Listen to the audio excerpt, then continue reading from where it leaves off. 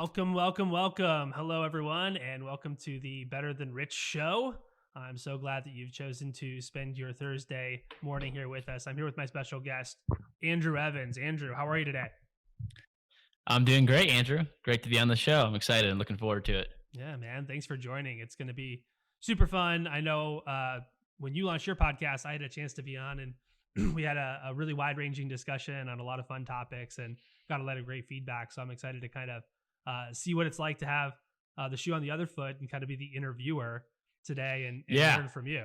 It's going to be fun, man. I'm excited. I'm looking forward to it. Yeah, cool, cool. Well, hey, man. I mean, to start off, you're somebody who I think a lot of people look up to. You've been, red hot kind of in the business space. You've been featured in Yahoo Business, and your podcast is up and coming, and you're one of the fastest people to be promoted in your company. You're doing a lot of cool stuff. When you think about big picture, what it is that you do though, and why you're here, your purpose on the planet, I'd love to kind of start there, and let's just start to unpack topic by topic. So yeah, man, like why do you do what you do, and what's your purpose in life? Hmm. Diving in deep for the very first one. Why That's do what I we're do all what I about do? here, man. That's what we're all about here at Better Than Rich. We like to Um, we like to take it deep. I like it. I like it. Yeah, I think. I mean, I'm a believer that everyone has a similar purpose, which I think is to impact others and help others. Um, I think it's like, the idea of leaving the campsite better than you found it. Like the purpose of life, in my opinion, for everyone is to leave people better than you found them, is to leave environments, is to leave situations and to help impact other people. If that was the mentality and the way that everyone lived, we'd have a much different world. Hmm, Like life would constantly be getting better for everyone, hmm, not some of the things that we challenge with today. So I'm a believer that that's kind of part of the purpose of life. Me specifically, I think a lot of it I'm still figuring out. I think a lot of hmm, times people think about purpose as like the job, that they're going to have, or the career that they're going to have. And I don't think hmm, purpose is necessarily a job or a career. I think like your job or career might be the way that you use and pursue your purpose. But I don't necessarily know if it's like specifically a job or career. For me, what's been dropping in recently that I think part of my purpose is that I am here to help bridge the gap between the left and the right, like the West and the East, hmm, as I think a lot of things are changing in this world in 2020. And the world is kind of going to require to step into a new level of human consciousness. And I hmm, think part of my purpose in the world is to help bring that into fruition. hmm, hmm. That's awesome, man. Um, Reconciliation of the left and the right, the East and the West, science and religion, and kind of playing this Yeah, part, right? the feminine To and masculine, yeah, socialism and capitalism, mm, I mean, that's just what's been coming in for me a lot recently. I think we're in like the most paradox whole, like everything this entire year has been about join one side. mm, It's either the left side or the right side. It's the alienation of two identities, left and right, conservative, liberal, socialism, capitalism, masculine, feminine. Everything mm, is either, hey, you have to pick one or the other. And that's how a lot of our world's been operating for a long time. And it's just getting closer and closer to this climactic point where both sides are further on each side than they've ever been before. And there's more chaos that's happening in between. And I think the reality is that's happening is because like the answer is not one or the other; it's both. In mm, most of those situations, there's a lot of truth that is held on both sides, and the failure to see the other perspective, I think, is why we're running into so many challenges. The reality is that I think when you look at most of the situations, there's truth in both, and like the solution is not more right or more left on one or the other. It's usually the intertwining of the two. It's the mm, integration of the two mm. that needs to come together. I love that. How can someone start to appreciate someone else's perspective that they haven't yet been able to appreciate? Again, I know we're diving right in, man, but what do you think of that? Yeah. um it's a good question. I think perspective again, on the nature of, like, we're diving deep quick. It's a human consciousness thing. I really think it is the ability to put yourselves in the perspective and the consciousness of somebody else. Um, and I think that's when they say, hey, put yourself in somebody else's shoes. Well, people that are, like, I think, lower consciousness can't necessarily do that. It takes, like, you have to, like, kind of get out of your own body and get into somebody else's to be able to understand the perspective of somebody else. And I really think everything is about perspective. Hmm. Like that, when people ask me what's the biggest thing that separates, you know, one person from another, successful people from non-successful people, I think a lot of it comes down to perspective. Because you can work really, really hard, and I've done it at different time periods in life, and what's different about me today? Yes, I have more skills and I'm better at certain things, but the thing that's the most different about me today is my perspective. My perspective that I had today is a lot different than it was a couple years ago, which is a lot different than it was when I was growing up. Hmm. And that perspective change is, I think, what changes everything for everyone.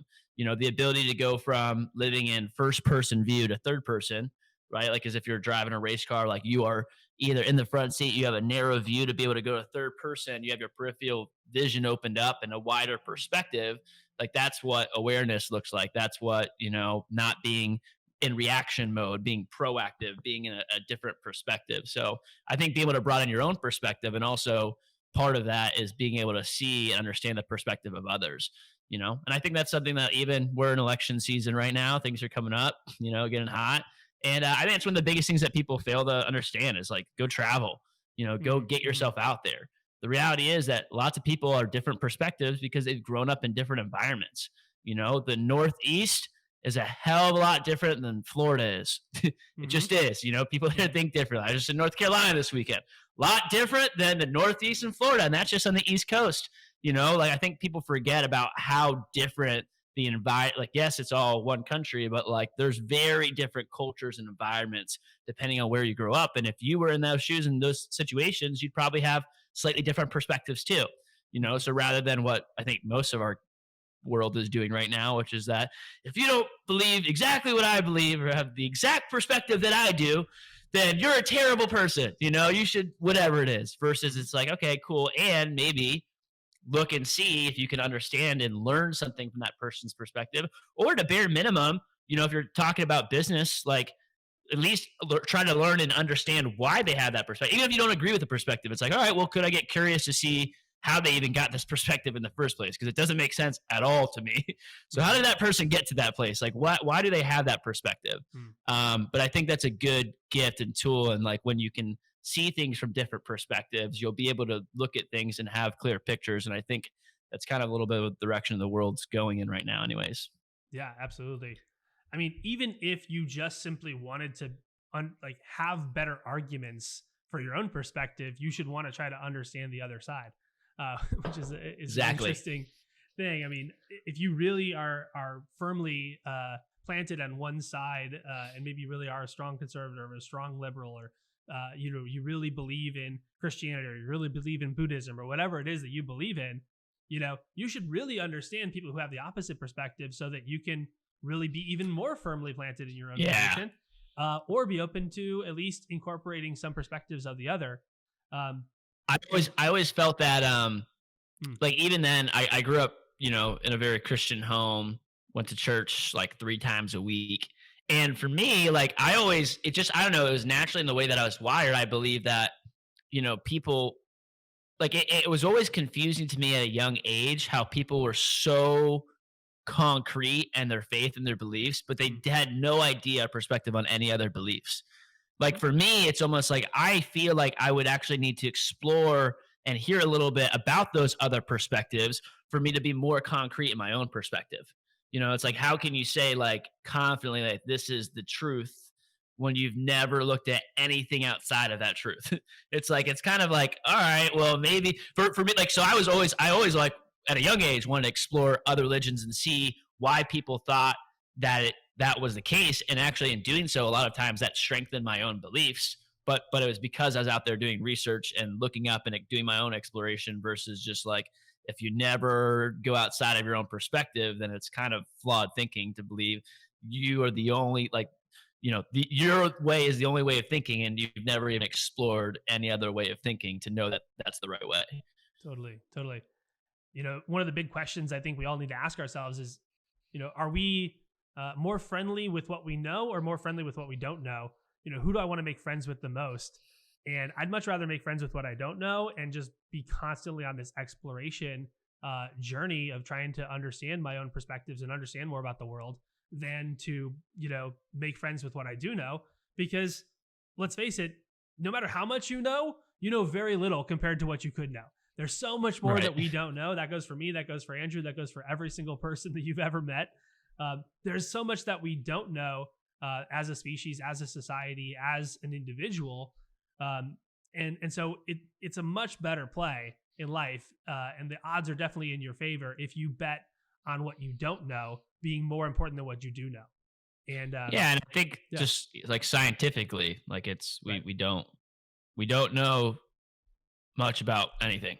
Quantum Like physics. the Yeah, majority of stuff we don't what the understand. Like hell is the a Earth. quark? Yeah, like Like what's the going Earth on is there? is like, oh, we feel like we didn't know the Earth pretty well. Well, the Earth's like 70% water, and I don't know what the exact numbers are, but I'm pretty sure it's like 80 to 90%. We don't even know what's on the ocean floor, what's in the Mhm. oceans. It's like great, we know a lot, and like we really know not even half of what's actually on the planet that we're living on.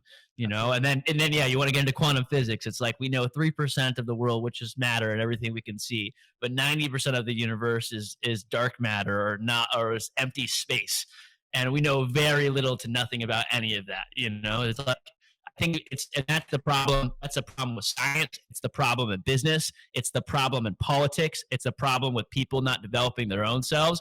And it pretty much always goes back to people thinking they know everything and not being open to a different perspective of thinking because they're so attached to their current viewpoints or beliefs. And that's, again, I think one of the flaws in almost everything that is having challenges right now. Totally. Let me ask you this: how does somebody avoid going into despair when they recognize how much they don't know, how little they are in control, how we are floating on a planet, hurtling through space. Apparently the universe is 13.7 billion years old, and the planet's 4.54 billion years old, and we got like 80 years, if we're lucky, or 100 if we're really lucky. Like, how does somebody avoid like going into that dark place, man? Because as you start to learn these things, it can be really alienating, especially for a modern person who your identity is so much up to you. It's not really determined by who you are or where you were born or your culture necessarily. So much of who we are is determined simply by us. So there's not those anchors that there used to be in the olden days. How does somebody avoid kind of this nihilistic, it's all purposeless and meaningless anyway? So screw it. How do they avoid that? Hmm. Um,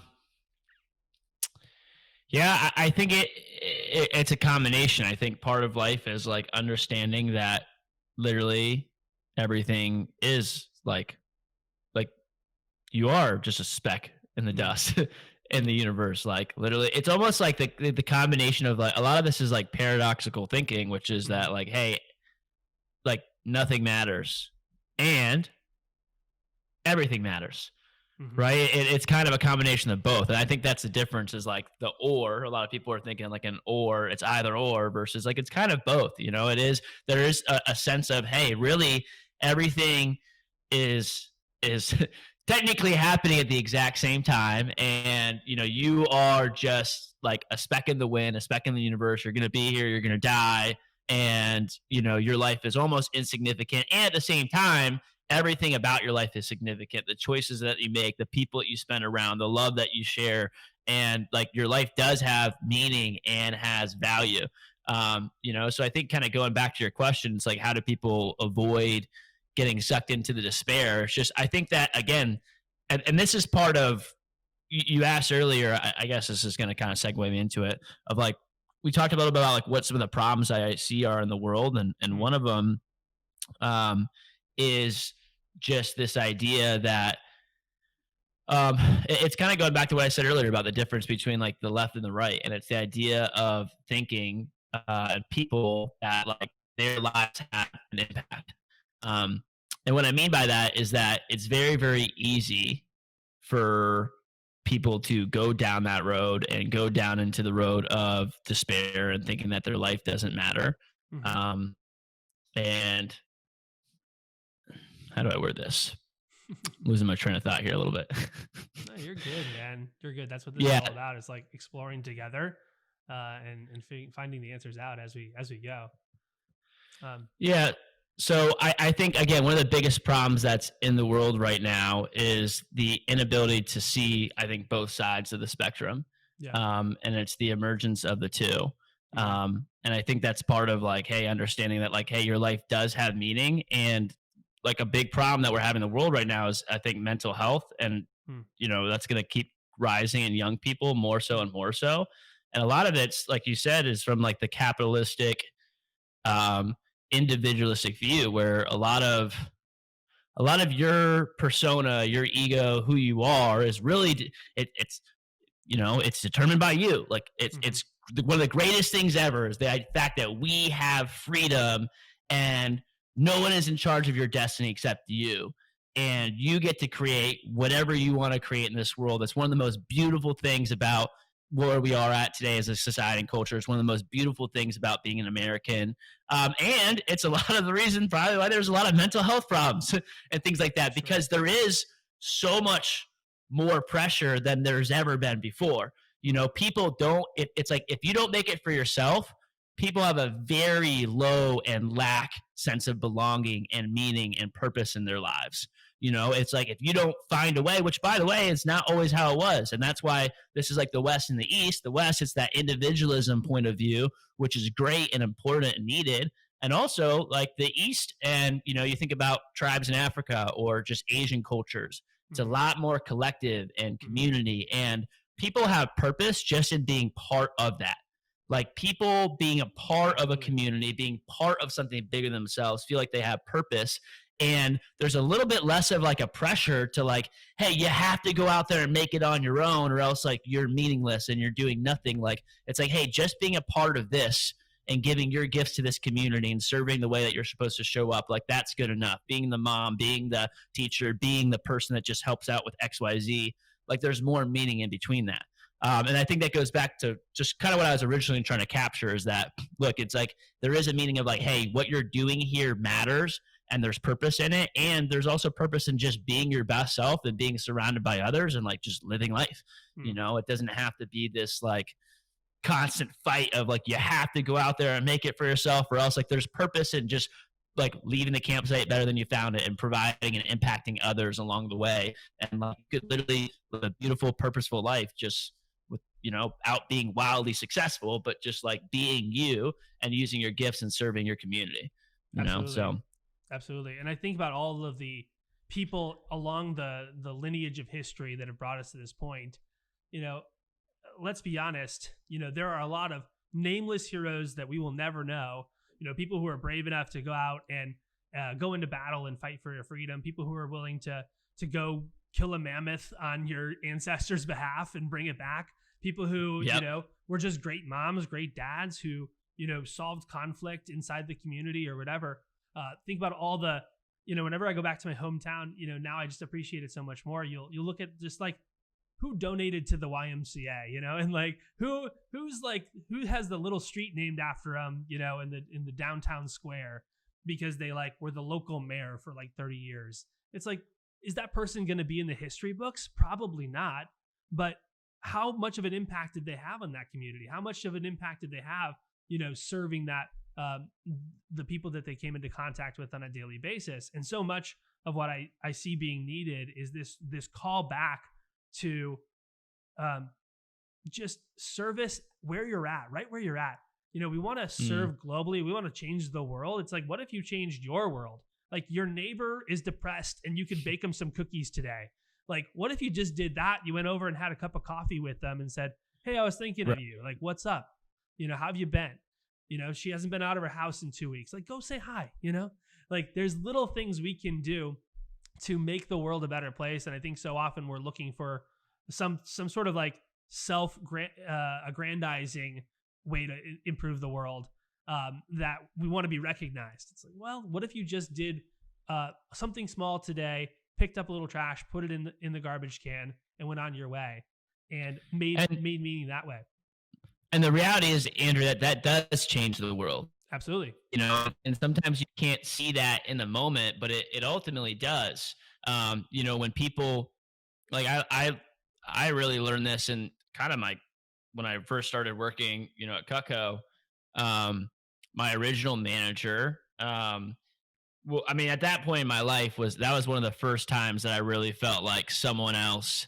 Like I just remember that was genuinely there's like probably a couple others before that, but that was genuinely one of the first times where I felt like someone else had really believed in me. Was my manager at the time, and a little bit after that summer, that person left our company in business. About a year later, I found out that he had OD'd and had died on a drug overdose.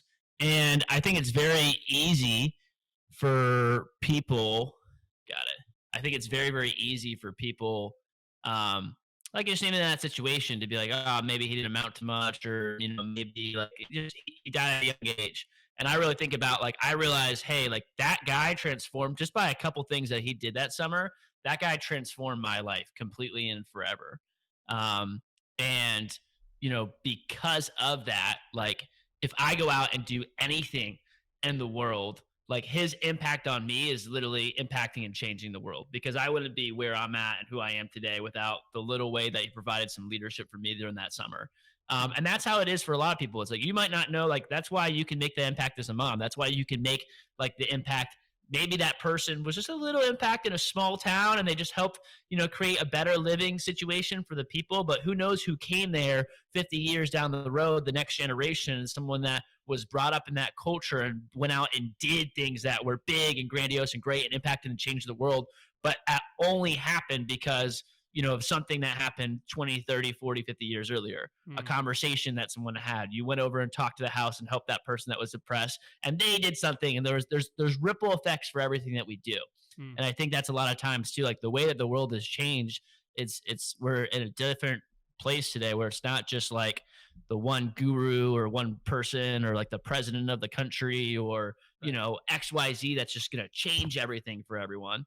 Let's hit my mic here. But a lot of times it's like little tiny things. If everyone is showing up better for the people that they're around and changing their communities and the people that they encounter, then the world will change, and it will change faster than I Mm. think people realize. Beautiful, beautiful. I mean, ultimately, the ripples that we have are rippling out, and also because of technology, our ripples are felt more. Right? We have this opportunity for um, each ripple to mean more in a way, and it's like, which direction are you rippling? Are you rippling towards the polarization or towards the unity? Are you rippling towards anger, frustration, and kind of a selfish way, or are you moving towards reconciliation, peace, and community? So your ripples are going to be felt in a modern context more than ever, and also start right where you're at on a daily basis, which is just the whole theme though so far, Andrew, and I really love this about you, is this idea of paradox and this willingness to hold paradox.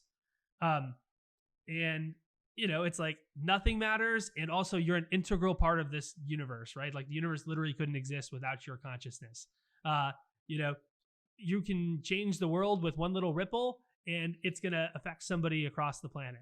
Like when you think about paradox, how do you even begin to make room for paradox? Because if I said to somebody, hey, uh, a circle can be a square, they're going to look at you with a really weird look. And, they're like, no, a circle cannot be a square. Literally, by definition, a circle is, round, and a square has four equal sides and four right angles. Like it's not, those two cannot be reconciled. And I said, well, what about a cylinder? And it's like, well, when you look at it from a different perspective and we integrate the circle and the square together, it creates something completely new. And it's just looking at things from a higher level a lot of times, and like synthesizing two truths that seemingly can't be reconciled is kind of my definition of paradox. What do Hmm. you think of that? And how can someone kind of start to even practice this idea of synthesizing such that they can actually hold a paradox and not be sucked into one side or the other? Yeah. it's a really interesting concept, and I think a lot of it. It's funny because I don't really talk about this stuff a lot. Part of it's coming off this weekend, and I'm Sure. glad as we're diving into And this. just, But just fill everybody in. What did you do this weekend? Like, what was it all about? oh, that's even harder to explain. Yeah, I went to a program with Dr. Brian Lum up in Asheville, North Carolina. It's my third time going to the event this year. It's called the Genius Generator Program. So Hmm. it's all about how to help people tap into their genius and use their gifts to better serve the world, get into more like flow like states. So um, the you may bring up some really good points, and I think part of the reason and way people hold paradoxes is it's the ability to hold two things as the truth. And I think a lot of it comes from, again, being able to see things at a higher perspective, like you mentioned, like looking it up from a higher perspective. If I'm on a rooftop and I'm looking down at the city, I can see everything from a different perspective. Versus if I'm a person walking down the street, I might not even be able to see the car or someone else or someone walking down the street. When I'm in the higher perspective, I can see, hey, that person's about to run into this person in about 45 seconds. Hmm. So I'm 45 seconds ahead, befriend the person that's walking the street that has no idea what's coming up until that person runs into them in 45 seconds. Um, and what you're really talking about, by the way, when you think about that perspective, you're going from a 2D plane to a 3D plane. That's what's happening when you're off of it. Hmm. So this is like get into deep science and stuff like that too. But I think a lot of it is like interdimensional, Hmm. meaning if you are, here's the easiest way I can explain this. It's like imagine if I have a like a two dimension going from 2D to 3D. So that's like imagine I have a piece of paper and I've Hmm. got two stick figures on it, right? So I draw two stick figures on the sheet of paper in front of me. And while they're on that two-dimensional plane, they can both see each other. They can both, look at each other. They can contact and communicate. They're both in the same plane. But if I leave them in the exact same spots, but I take one of those stick figures off that sheet of paper, I just peel them upwards. So instead of the two stick figures laying down, one of the stick figures I peel up, right? And it's standing up. His feet haven't changed spot. He's technically in the same location in space. But what's happening now is for that 2D stick figure, the other guy disappeared. He's completely gone. He's invisible. Like he's in a different but he hasn't left. He's in the exact same spot. He's just in Sure. three Sure. dimensions now, not in 2 dimensions. The three-dimensional person can now see everything in the three-dimensional plane and still to see the stick figure that's sitting, right there in front of him. So Hmm. we live in a three-dimensional world. And the reality is that there are, other dimensions beyond that. And so kind of where I'm getting at though, it's like that, it's a shift in perspective to literally a different point of view. Just like again, if you're in the car and you're driving from first person view to third person Hmm. view, it's like boom, you have a bigger awareness, wider perspective, you're not as narrow. It's similar. So I think that's the idea of like, hey, yeah, a square is a square and it's not a circle. Unless you get into some weird beyond dimension stuff. And then some things change. Reality changes a little bit. And that reality is that even though we're living in a three-dimensional reality, like there are other aspects of reality. And I think just people being curious before critical, being able to hold two things as the truth is important. And by the way, I still think there is truth. Like I don't want to get into this world. I'm Sure. not the type of person where it's like, like, well, this is my opinion. This is a fact. Like there are facts, and by the way, also all those facts kind of exist in our current reality. But, I still think there are truths out there, but I think it's important to be able to hold and be able to hold different perspectives at the same time because sometimes it's not either or it's and Hmm. Hmm. and both are truths. And I think that's the big difference is like or versus and. Totally. Totally. Well, I really appreciate you diving in, and I know like we jumped right into the deep end of the pool, and thanks for always being willing to willing to roll with me, man. Like these are Always some of my ready. favorite topics in conversation. So hopefully, our you all at listening are enjoying this as well. Um, one of the questions that getting to what you do kind of on a regular basis, you work with a lot of young people. We kind of talked about problems in the world. What about for young people listening? Um, what are some of the issues that you see they have, and how can they start to overcome some of their challenges? I do feel like the up and coming generations, uh, again, to hold that paradox, it's like full of possibility and full of excitement, and you can go in any direction. and also like full of terror and nervousness and uncertainty. Yeah. They're really on the precipice, so they're being dealt a very, at the very least, it's an interesting hand to play, and it's an important hand to play, and we got to get this right. So what do you see from their perspective? How can a young person, navigate these waters, and what are the problems you see them facing currently? Yeah, I'll give like the more general answer and then also like the practical answer.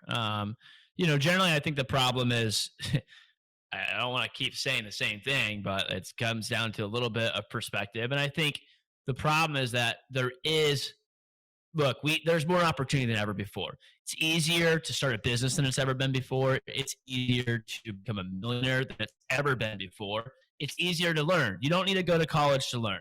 I saw a video the other day. Elon Musk, he just like posted it. It's like going viral everywhere. But he's like, yeah, you don't go to college to learn. Every single thing that you could possibly want to learn is online and it's free. And anyone that debates that is it's just the truth. It's just the reality of where we live today is that everything you want to learn possibly is already online and it's free. You don't have to pay anything for it. So you don't go to college to learn. I went to college. I would go back if I was, doing it over again, but it wasn't necessarily to learn or to learn like an educational materials because it is all online. So, I think people have access to more than we've ever had access to. Information. There's no information asymmetry anymore. Like all the information in the entire world is pretty much out there at the hands of our fingertips. So it's not an information problem anymore. I think the challenge is like, hey, it's easier and it's hard because people have worse perspectives on what it actually takes and is required to achieve what they want. I think people have too much rush and pressure, which has either been put on by themselves, by social media, by their parents, by whatever. But like, you need to like young people really need to get in touch with history. I think people should read more. I wasn't really big into history growing up, but like, it's not really taught well in schools today. And people are living in just like, that's why, by the way, you see a lot of like young people in this rise of like, again, I was just talking about holding both as true because I think there's truth in it, but the rise of socialism and other things like that you see, it's like the reason that's happening is because we're getting really out of touch with history. And the only reason that people are like, oh, this is a good idea again, and it's like, have you not seen the past 100 years? Like, do you not know what's happened everywhere else in the world? And so I think it's kind of like the same thing here too, is that people need to get in touch with history. Most of the people that they look up to and aspire, that did these big, massive, grandiose things in the world or became something great, they did it after the age of 30. They usually didn't even start what they're known for until like 30 is young. A lot of them it's 35, 40, but you have 20-year-olds that are freaking out because they don't know their life's purpose yet or what they're here to do. What I think is important to know is that, okay, cool, look, you've got plenty of time to figure it out. Most people aren't even going to start their life's mission or life's work or what they're known for till 30 at a young age, most of them 35, 40 plus. So what's important now is what are you doing between now and 30? Jesus did his whole ministry between 30 and 33. In 3 years, he changed the course of the planet at the age of 30. But like what people don't talk about is what did he do leading up to the age of 30? Like, who is he becoming during that time period? And that's the same thing I think for young people. It's like, okay, you don't need to figure everything out now. What you do need to do is develop yourself and have perspective on what it's going to take. Like, who do you need to be when you are 30 to actually go out there and do something significant?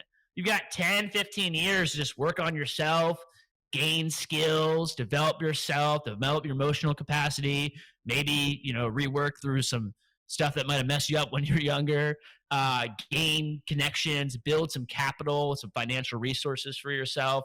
And I think if people are thinking for that perspective, it's different. So I think one of the big challenges is perspective. And I think, what students and young people really need is mostly it's skills, developing real skills. I think like I run a lot of different businesses, and one of my favorite businesses is the Cutco business that I run because I have other businesses. I mean, one of them is people make a lot of money and a lot of people make money, but it's all about making money, which is good. But like, if I was going to talk to a young person today, what's going to be more impactful in their future, making $100,000 this year as a young person or, developing meaningful skills that will last with them beyond. It's the first or second one. It's developing meaningful skills. So I think that's the key for a lot of young people. And the other thing that happens is when you build real skills, and skills, by the way, is different than knowledge. Knowledge is what you can learn. right? That's what you can learn in a classroom. You can't learn skills. You develop skills by experience. It's by actually going out there and doing it. You can read about sales and influence all day, but the way you develop sales, leadership, and influence skills is by actually going out there and practicing them and getting in front of customers and clients, trying to sell something, leading people and messing up over and over again, and developing like meaningful, applicable, skill sets. And the skills are different than knowledge. And when people develop the skills, and they have the experience, they're also going to develop a lot more confidence in themselves. And I think, again, going back to one of the problems of young people, mental health, I think, is a really big one. And it's because most people don't have confidence. Social media is a problem when you don't have confidence in yourself and you're constantly comparing yourselves to other people. Hmm. Feeling like you need to find your purpose and feeling inadequate is a problem when you don't have confidence in yourself and who you are and who you're here to be. And I think when people actually have experience and real skills, that's going to build some self-confidence. And I think that's going to help a lot too with what I think are some of the other problems in our world. And it's going to make you a better person and make you better able to impact others along the way. Mm. Love it, man. Love it. I want to talk more about skills here. But I want to circle back on history. It's like, you got to study history. I also was not big into history growing up. I was like, man, this is boring. Who cares? Can we get into something fun? And I was a pretty good student, but just like history just never interested me. But the more I, have learned, read I'm about halfway through currently the Gulag Archipelago, which is Alexander Solzhenitsyn's recount of what it was like to be, in the Russian concentration camps during the Soviet Union's reign. And it's like, for lack of a better term, holy shit, what the hell is going on? How is this not, why wasn't this taught just as much as the Holocaust was? Because it's on that scale or worse, and we're just not taught. I think there's like a sympathy towards socialism in general, and it's just, we're not being taught these things. So just a very interesting thing. If you haven't read that book, make sure you check it out. Talking about skills, man, I mean, I love what you were talking about there, like skills, confidence, taking your time and recognizing that, in your 20s, it's really about self-exploration and finding out who you are and finding out what your purpose is, and then kind of going on your mission and starting your journey of actually impacting the world. It's the preparation phase. It's becoming who you need to become so that you can actually execute on a huge mission. I know so many people who are like, I want to reform the education system, or I want to change the way our world is structured, or I want to foundationally redefine what it means to be a member of the community. It's like, okay, and like, with what skills are you going to do this? Like, who's going to listen to you? Who would give you the keys to the kingdom? Like, what have you accomplished? You can't even make your bed in the morning, man. Or people wanting to become like coaches, and it's like, yeah, Right. you're 20 years old. Like, who are you going to coach? Right, exactly. Maybe you could coach, a 15-year-old, but like, good luck trying to have them pay you for it. So, you got to make sure that you have these skills if you're going to get out there and start teaching people. And if you want someone to actually respect you and actually, be willing to give you the keys to the kingdom, chances are, if we gave you the keys to the kingdom now, you'd make it much worse than it is. As bad as it may seem right now, you'd make it worse. So, talk to me about skills. What are the most important skills that you think people need to have in order to be successful in life and in business? Just talk more about that. What are the specific skills? Two skills. I think everything comes down to sales and leadership. It's really, really simple. I didn't really. I think I got that from Andy Frisella. Heard it several years ago, and it's just, I mean, it was already something I was talking about, but just packaged. That's really what it comes: sales and leadership, and really they're both the two skills of influence: selling and then leading others. And I think they're the most like if you have, and this is my opinion, if you have the skills of sales and leadership, you will be successful at almost anything that you do. There's very few things that if you have those skills, you're not going to be at least somewhat successful in. And if you don't have those skills, I would also argue it is going to be very hard to be successful at anything that you do if you don't have those two skills. By the way, they are different. There is a difference between sales skills and leadership skills. So I think the ability to sell, number one, is like selling yourself. If you I did a podcast on this, am I allowed to curse on this? Sure, why not? I said, yeah, as a podcast, I said, if you can't sell yourself, you can't sell shit. And I really believe that. It's that, like, look, if you can't sell yourself, then how are you going to get promoted in your job? If you can't sell, how are you going to sell someone on changing the education system? If you Right. can't sell, how are you going to find a great spouse and get married? If you can't sell, how are you're like, okay, great, I'm a teacher. Well, if you can't sell, you're going to be one of those teachers that goes to school every day for 40 years and wants to bang her head against the brick wall, because she can't get her students to pay attention or listen to class. Hmm. Everyone has had Hmm. one of those teachers before where, like, that teacher couldn't make the sale on why it was, like, actually important to pay attention in this class. So everyone said, yep, we're just going to screw around this whole class. And there's the Hmm. teachers Hmm. that did. And everyone shows up, and it's like you go from third period to fifth period. It's like a completely different environment because Hmm. that teacher knows how to sell the students. Everything you're going to do in life requires some ability to sell. And your ability to sell your idea, your project, yourself, your anything, your product or service, like that will be a determining factor, I believe, in everyone's success is your ability to sell. Number one. The second thing is leadership and influence, which I think is again a different skill set, the ability to lead others. And when I talk about leadership, I'm not talking about a position or a title. I'm mainly talking about energetics and energetic leadership. I think that's the way that you lead the room and lead an environment and lead people is not because you have a job or a title, but it's the way that you lead with your energy and how you show up. And again, just like everything, leadership is like a paradox. There's a book by who is it? Jocko. Jocko Willenick. The yeah, the dichotomy of leadership, and he Mm. just talks about the book. It's kind of like, in leadership, do you like micromanage people or do you not manage them at all? And it's like, well, sometimes if you micromanage certain people, like they're gonna get annoyed with you and like quit because you're micromanaging them, and also certain people, if you don't micromanage them or don't manage them, they're going to do awful and they're going to quit because you don't give them enough support or don't manage them enough or don't give them Hmm. direction or they're just going to underperform. So, what's the right answer? Do you micromanage people? Do you not manage people at all? Well, the answer is probably somewhere in between. Hmm. It's probably a little bit of both. And so, I think leadership is one of those abilities that, like, if you want to impact others, I don't care if you're the CEO or if you're just a person on the team, your ability to lead others, like, that's how you'll get promoted at your job. If you want to be successful in your job, is if you have leadership ability, you show up and demonstrate leadership talent. If you are running a company or an organization or business, I think it goes without being said that, like, yeah, you need to have leadership ability and leadership skills. um and I think, again, those are just two things. No matter what you're doing, name any job in the world, your success, I think, is going to be greatly determined upon those two things. There's other skills that you should probably have depending on different industries, but those are two things that I think Sure. universally, if people can learn how to build those, they're going to be in better spots. And they're two things that you only get by experience. You can Hmm. read about leadership all freaking day long. There's so many podcasts, so many YouTube videos.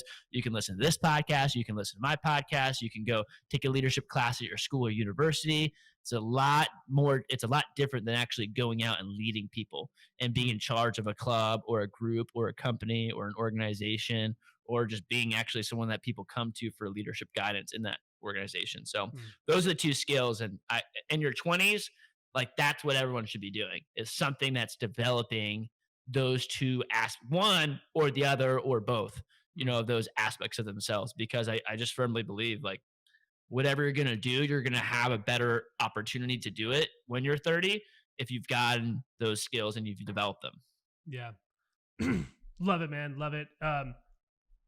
When I think about sales and leadership, it's like I don't really know where I'd be without sales and leadership. I was a music major in college. I mean, I'd be a starving artist or maybe a piano teacher or something like that.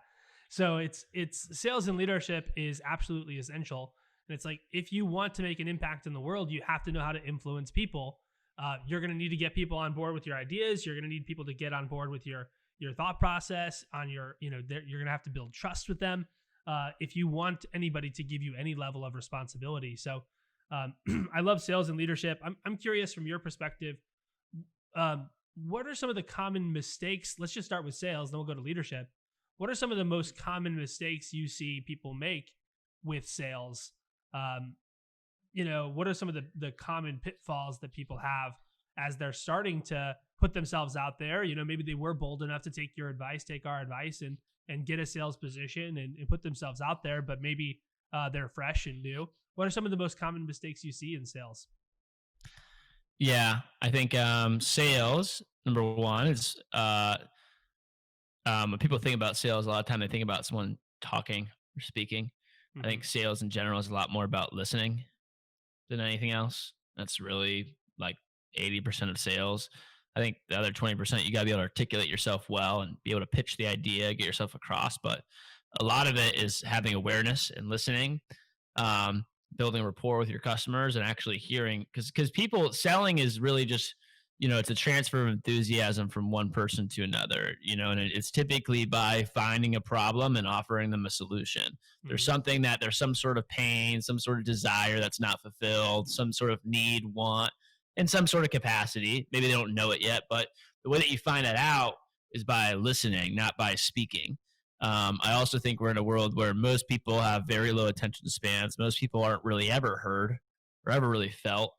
And that's like a superpower that you can have in sales as a tool, is like being able to be a good active listener. People will just, it's refreshing to people Hmm. when they have someone that's like genuinely curious. And that means like not just listening to find out what you need to sell them, but like just being like genuinely like curious to figure out. I also think that's probably goes back to the good skill in leadership is Sure. listening as well. Sure. But I think that's what was the question originally? It was what was What are the the challenges you common see in sales? mistakes you see in sales? Yeah. Yeah, so talking too much, I think, is one of them. Sure. Just talking and speaking. And I think a lot of times it's like the opposite what you need to do. It's like be more tactful with when you speak and do a little bit more listening. Other common misconceptions of sales, I just think people need to you got to be sold yourself. You need to know what you're selling. You need to know why you're selling it. I think that's part of it, just knowing the product. Like, so many people I see selling things and they're not very knowledgeable about what they're selling. Or like you get a sales job, you've done it for a couple weeks, and then you just keep running with it without ever actually like being on a consistent journey to like how good can I get at selling this product or service? How much can I learn? How educated can I be? That's where I think the learning comes into the show, right? Like the learning can help with the skill set development. So I think in sales, the more knowledgeable you are, the more confident you're going to be. And I think one of the biggest things in sales is confidence. The transfer of Mm. enthusiasm from one person to another. When you're confident, it builds trust with your customers and your clients. When they trust you, they're going to purchase from you. They trust you and they're excited. They're probably going to buy. So being able to develop and build that confidence in the customers requires you to be confident. And if you don't really know what you're talking about, then you probably aren't going to be that confident. So being able to get to a place where you have a lot of self-confidence in what you're selling, I think is also helpful. Totally. um, sales is listening, and the reason is because people, how can we know if someone needs our product if we aren't first asking them questions to find out if they need this product? The Right. classic sort of sales question is like, sell me this pen. And it's like, the best way to do that is like, okay, do you need or want a pen? It's the starting point. How often do you write a week? Like what sort of pens do you use in the past? It's a bunch of questions. It's not, let me tell you about the features and benefits of this pen, right? Right. It's asking questions about where this person's at in terms of their writing needs. And that goes for any product or service you're trying to sell. Why would anybody trust you if you're trying to sell them something and you haven't taken the time to understand if they even want it or need it? So yes, I love this idea of listening, and it can be really jarring, to have someone actually actively listening because of such a fast-paced, sort of hyper-frenetic, hyper-stimulus sort of world that we live in. When you sit there and you're like asking deep questions, people are like, they're shocked and they love it. They can't wait to interact with you more. So I really love that. What about leadership? What are some of the common leadership mistakes you see people make? Hmm. I think assuming is a good one. I think that's Mm. probably the biggest one. Assuming. Um, Assuming somebody's vision or assuming somebody's desire, or what do you think? assuming someone's anything. I think just assuming is the biggest Assuming problem someone's in gender leadership. identity, yeah. Not Okay. necessarily that one, maybe, but you never know. Just Um, playing. nowadays, welcome to 2020. The Yeah, I think assuming just anything. I think a lot of times when we assume, you're really not being a good leader. And I think it's very, very easy to make assumptions, but like that's why leadership experience pays, because one of the quick things that you'll learn when you run or lead or manage an organization is just to not assume. And the way that you learn that is by assuming over and over and over and over and over and over and over again, and then constantly being wrong. You assume this person on your team's good, they're committed, they have a long-term vision at your company or your organization, and then they show up the next day and they quit. You assume that this person's going to be on point and ready to rock and roll, and you assume that someone's going to be a powerful leader or prepared, and then they're not prepared. You assume that someone is feeling good and they're really feeling awful on the inside. I think it's Hmm. just very Hmm. like you have to be very curious as a leader. You never know, like, as a leader, it sucks sometimes because a lot of times your people don't know what you're going through in life, and you might have some Sure. tough things, and it's tough to sometimes show up as like from that place as a leader. But you also have to realize that, like, if you have a team of 20 people or 30 people or 40 people, and like you have a bunch of ups and downs throughout the year, think about every single time you run in a meeting, chances are there's lots of people going through a lot of shit that are hopping on those calls, and it's very easy to assume as a leader, as a manager. So I think one thing is just, again, listening skills, being curious, not assuming that someone's good to go, not assuming like this is like leadership and managing, like just management skills is like having agreements with people. A lot of Hmm. times people just speak at people, they assume we're on the same page, right? Because I just run on my rant for 10 minutes, but like, what does good leadership look like? It looks like, okay, repeating that back to them. Better leadership looks like have that person repeat it back to you, so you understand that you actually are on the same page. It's not making assumptions, Hmm. right? Like the cheap play is just like, all right, you got all that, we good, all right, sounds great, or whatever it is, you finish up that call or that conversation. Right. So it's just, I think that's one of the big mistakes is not assuming. And a good way to be a good leader is to make things clear. Hmm. When people, like, when you have a team of managers and they're struggling to get their jobs done, the resistance that we get from our people is ultimately a reflection of our influence on them. Hmm. So when you have people on your team that, oh, everybody is this way, or they just won't do what they're told, or like everyone's always late, or no one ever, like, everyone, like, I can't count on anyone, no one's committed enough. It's like, okay, great. Or everyone keeps quitting, I don't know why, these people, my employees just suck. And it's like, all right. And what is, if that keeps happening, what is that a reflection of you? What influence do you really have on those people if they're constantly quitting, or if they're constantly late, or if they're constantly not in a good mood, or they're constantly not committed, or whatever the problem that you're having is? So I think getting curious, and making things clearer for people. If someone's struggling with the schedule, it's like maybe it's because you haven't done your job as a leader to make it easier for them to succeed. Are you making it easier for them to have success in their role by the way you're showing up and leading? Or are you making it harder for them? So I think that's one of the biggest things, is just really coming from a place of servant leadership. And how can you help others? How can you make their jobs easier? How can you make them have more success in the role? And how can you also just help them in general? One of the things I feel like has helped me and a lot of my success in some of the companies I've ran is just because, like, all of my people know that, like, I don't give a shit about the like I care about them a lot more than I care about what the heck their job title is, or what their role is, or whether they're working with me specifically. Like, I just care about those people specifically. And they know that I have their success beyond just with what they're doing here, and that's why, like, I do some things that, like, managers in other companies and other organizations would be like mind blown if they heard that, like, we literally actively help people, interview for other jobs and go on career searches and like help them get the jobs and make the connections and like hook them up. Because if they're going to be here, I want them to be here. I want them to be happy. I want them to be passionate, excited, and committed that they're here. And if not, like, I care about that person. I want them to want to see them have success. I can't tell you how many times I see other managers that, like, just with someone the other day, this girl helped this other person build her company from, 100 grand, like a year, to where they're doing consistently 400 or 500 grand a month. She helped her build all that, worked with her for 3 or 4 years. And now, like, those people don't even talk, because when she left, it was just on such a bad note. And it's like, you'd think you'd have like more respect and love for the person that like helped you build everything and be happy for what you taught them. She's happy for the mentorship you got and see on the way. But a lot of times that's not how people lead. That's just Right. another leadership tip is like, hey, make sure that you're aware of like how other people are doing and leaving on a good note, because you never know when like you'll need those people again or when that relationship needs to be rekindled. Sure. Or what they might say to somebody else, or whatever. This is what we talked about this a little bit yesterday with Mike on the show. We talked about playing the long game, and I know I've used that analogy with you and we've chatted. It's just like, let's try to win the championship here. And what you just shared is, winning the championship over trying to win, a Thursday night game against the Phoenix Suns during the regular season. It's like, let's try to Right. win the championship, man. Like that's where we're headed. So we're coming up towards the end of it here, man. One thing that came up for me was just the concept of winning the inner game. You were talking about, hey, you're just dealing with all of these different things.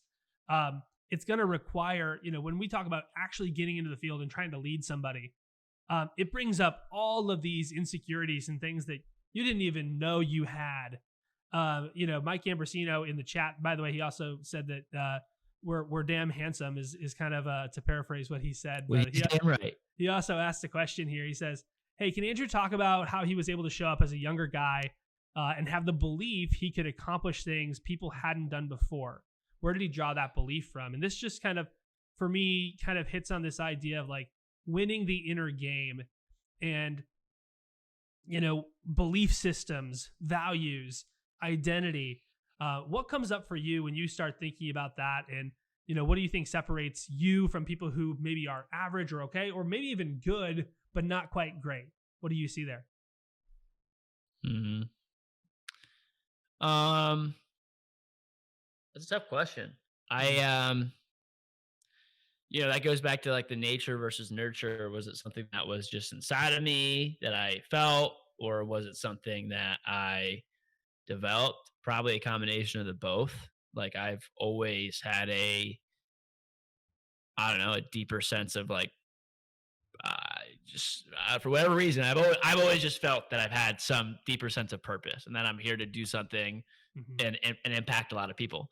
I think also what helped me is realizing that I am in control and not just like knowing like, okay, you have the power to shape your own destiny, but like really knowing like, holy shit, if I like, I'm in a place, and I think that's part of it is like, I'm in a place mentally where I legitimately believe if I wanted to do anything today, I could. Like if I wanted to stop everything I was doing and just quit everything and become a DJ, I think I could be a world famous DJ. If I wanted to quit everything I was doing right now, stop it all, and head in some completely abstract life direction, I feel like I could Mhm. be really, really successful doing it Mhm. for probably 99% of things. There's some things that I was like, yeah, I would never do that because I would suck at it, and I just have no desire.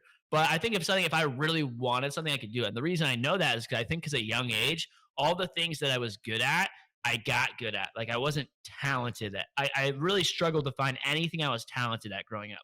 Like there wasn't, and if you know me, it's weird. I have this weird list of just random shit that I was good at. Like I was a magician at restaurants for a time. I was one of the best musicians in the state of Florida when I played trombone growing up. I did martial arts and fighting for like 15 years.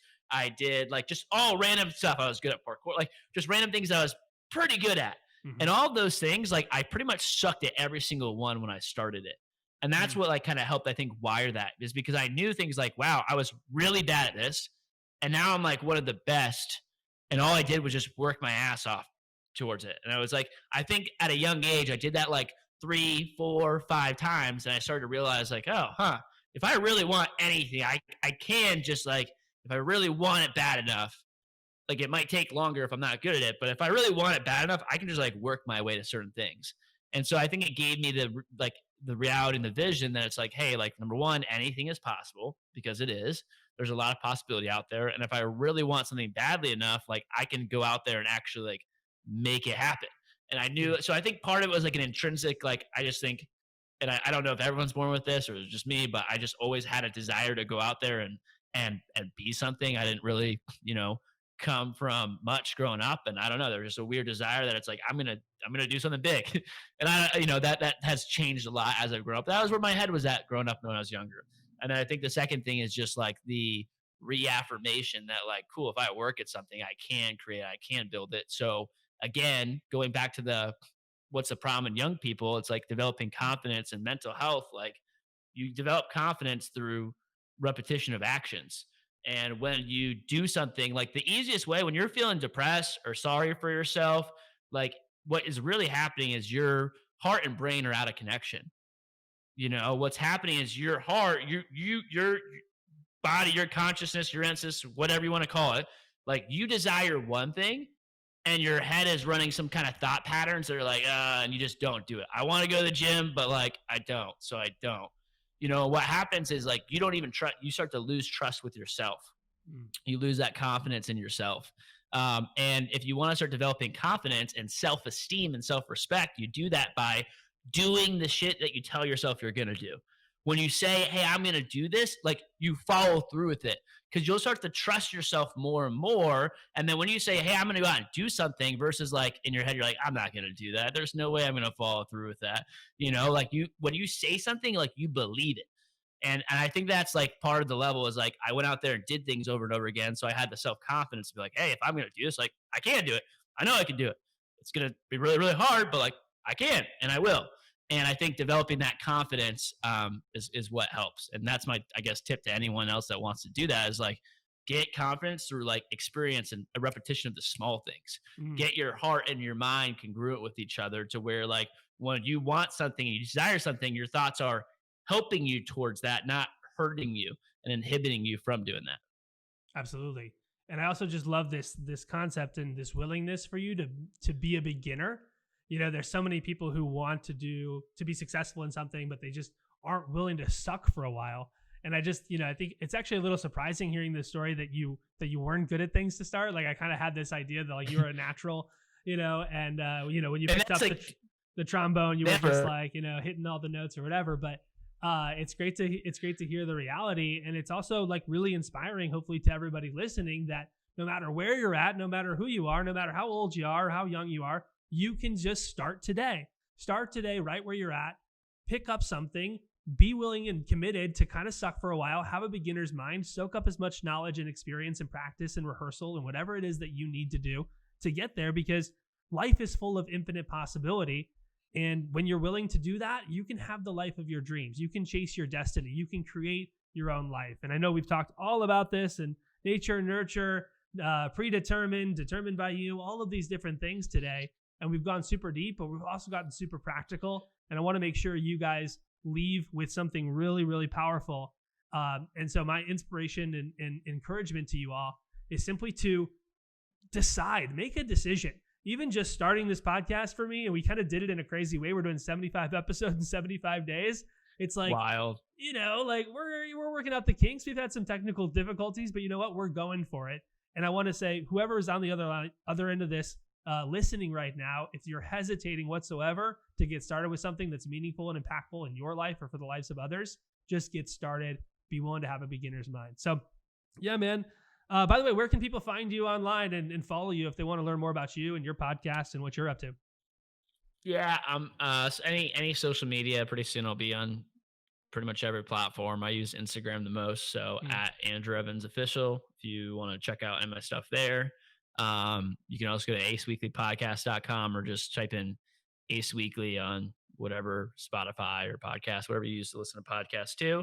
And that's where I put out most of our business, you know, and growth content. So, yeah, that's probably the easiest ways.